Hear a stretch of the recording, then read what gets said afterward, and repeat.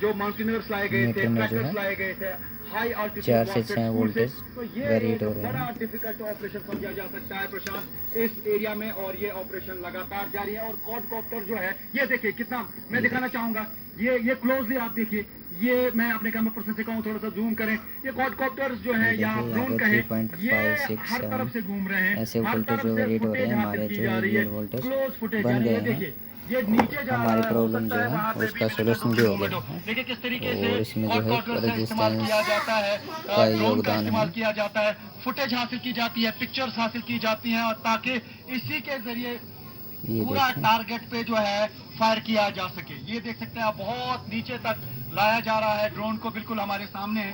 तो ये ऑपरेशन जो है ये एक बड़े पैमाने पे, बड़े स्केल पे यहाँ पे जारी है।